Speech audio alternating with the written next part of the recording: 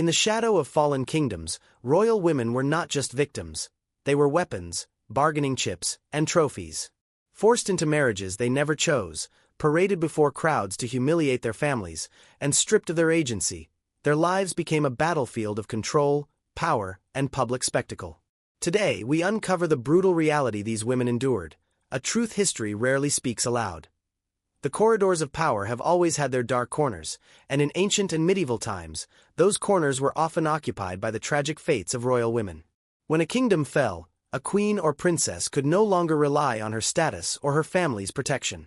Instead, she became an instrument of political maneuvering. Forced marriage was one of the cruelest tools in this arsenal. A defeated king's daughter might be wedded to a conqueror or a rival noble to solidify new alliances. Her personal desires, identity, and autonomy were irrelevant. These marriages were not merely unions of convenience, they were strategic moves in a chess game where human lives were expendable. The public display of these women served multiple purposes. Paraded before the courts and citizens of both her former and new kingdom, she was a living symbol of victory and submission. The humiliation was deliberate. Every curt bow, every forced smile, every visible trace of despair became propaganda. A message that the old rulers were defeated, and resistance was futile. Yet the story does not end with public exposure. Behind closed doors, these women navigated complex and often hostile environments. They were expected to bear heirs to the new rulers, manage political expectations, and occasionally spy or relay information from former allies, all while grieving the loss of family, home, and personal freedom. Their suffering was layered: political, emotional, and social. Even when treated well by new husbands or captors, the psychological toll was immense. Loyalty was coerced. Survival demanded complicity. Some women resisted openly, risking execution or torture. Others complied silently, turning cunning and intellect into survival tools. History remembers few of these women as heroines, but their stories reveal resilience amid cruelty. The manipulation of royal women was not a minor footnote in history. It shaped empires, influenced diplomacy, and cemented the conqueror's power. Through forced marriage and public display, the conquerors demonstrated their dominance while simultaneously using women as instruments to ensure loyalty, obedience, and stability in newly acquired lands. These women were both symbols and strategists, victims and reluctant players in the grand game of power. Their experiences offer a stark reminder.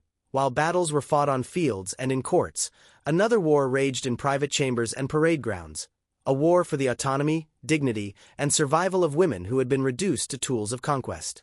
The psychological weight of forced marriages cannot be overstated.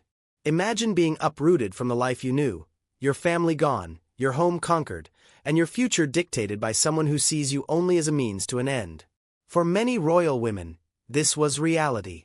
Their marriages were contracts of power, not love, and their daily lives became exercises in survival. In some kingdoms, the conquerors displayed a perverse sense of protection toward their new brides, but it was always conditional. Their safety depended on obedience, silence, and the production of heirs.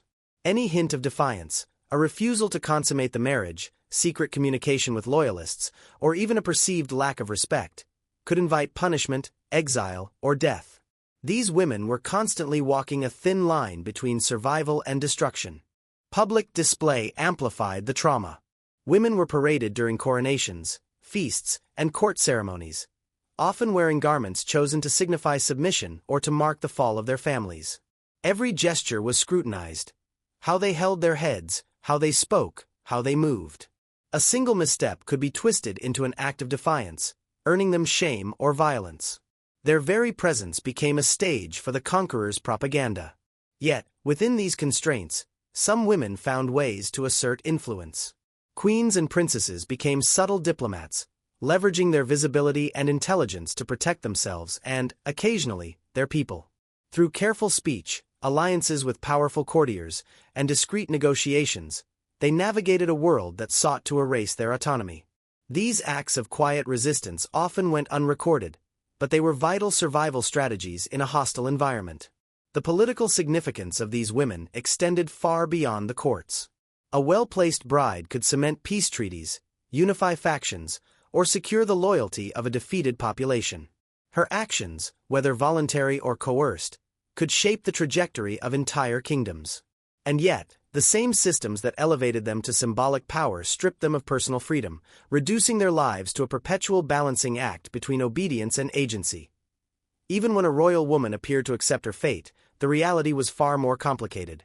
The trauma of losing family, homeland, and identity left deep emotional scars. Many endured years of isolation, psychological manipulation, and coercion.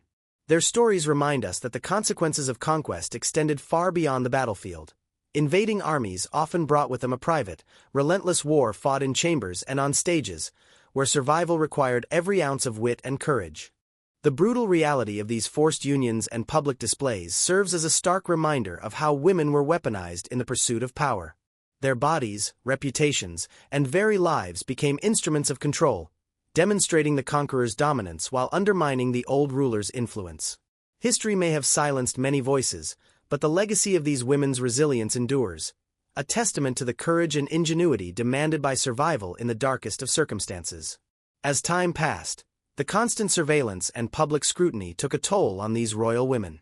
Every meal, every audience, and every public appearance was a calculated performance. Even simple gestures, a curt nod, a hesitant smile, could be interpreted as rebellion or weakness. Their lives were no longer their own. They existed as symbols of conquest, reminders to the populace that the old order had fallen. The power dynamics within the household were equally dangerous. Husbands, often conquerors or ambitious rulers, wielded authority with brutality. Some women were forced to participate in rituals or ceremonies designed to humiliate their former status, reinforcing the new social hierarchy. Yet, in private, these same women navigated intricate webs of influence, carefully choosing when to speak, when to remain silent, and how to gain favor without risking fatal consequences. Resistance, when possible, was subtle but strategic. Royal women used coded messages, secret allies, and whispered negotiations to protect themselves and their families. Even a single act of defiance, arranging a clandestine meeting, delaying a decision, or influencing an important vote, could shift the course of events in a kingdom. These small victories often went unnoticed by history, overshadowed by the larger narrative of conquest, but they were acts of courage that demonstrated resilience under impossible circumstances. In some cases, women became vital political actors, their marriages acting as bridges between warring factions. A princess who had been forced into a union could, with intelligence and diplomacy, foster alliances that prevented further bloodshed. These women wielded influence quietly, often behind the scenes, proving that even in bondage, power could be exercised in subtle but meaningful ways. However, the personal cost was immense. Emotional trauma, fear of reprisal, and the ever-present threat of violence shaped every decision. Many women were haunted by the loss of their homes, families, and personal freedom. Mental anguish compounded the physical restrictions, creating an environment where survival demanded extraordinary psychological fortitude. Ultimately, these women were more than victims. They were complex figures navigating a world that sought to control their every action. Their struggles illustrate how conquest extended beyond the battlefield into the intimate spaces of personal identity and autonomy. The lessons of their resilience, courage, and ingenuity continue to resonate, offering a sobering reflection on the human cost of power, control, and the relentless pursuit of dominance. By now, these royal women had learned that survival required mastering the art of visibility. Every gaze in the court, every whisper among attendants, and every ceremonial display was a reminder of their precarious position. Public humiliation was not just personal. It was political theater, a demonstration to subjects that power had shifted and the old rulers were powerless. Yet within these constraints, some women turned the very mechanisms of control into tools for influence. They understood court etiquette, manipulation of perception, and the intricate politics of marriage alliances. By performing expected behaviors while subtly guiding decisions behind the scenes, they became indispensable to rulers who relied on their intelligence, insight, and diplomacy. Their relationships were fraught with danger. Trust was a luxury few could afford. Spies, rivals, and jealous courtiers constantly tested loyalties. A single misstep could result in imprisonment, exile, or worse. Even a misinterpreted gesture in public could have fatal consequences. These women had to weigh every action, balancing survival with the occasional opportunity to reclaim dignity or assert authority. The psychological toll was relentless. Constant scrutiny, manipulation, and threats eroded trust and personal identity. Yet some forged quiet networks of support among other women, attendants, and even sympathetic nobles. Through shared knowledge, coded communication, and discreet counsel, they created microcosms of safety and resilience. In these hidden corners, they could strategize, influence, and even subtly undermine oppressive power without drawing attention. The lessons these women taught were profound. They demonstrated that power could survive even when freedom was taken, that influence could exist even under coercion, and that survival often depended on intellect, patience, and cunning. Their stories are a testament to human endurance, showing how one can navigate unimaginable pressure while still shaping events, even if history often fails to recognize their contributions. As the political landscape shifted with new alliances, wars, and rulers, these women were forced to adapt constantly. Each change carried the potential for greater danger or unexpected opportunity. Their lives were a delicate dance between visibility and invisibility, compliance and defiance, fear and courage. A dance that required constant vigilance and profound strategic acumen. The final reality these royal women faced was the harsh truth of impermanence. Thrones changed hands, kingdoms fell, and allies turned enemies.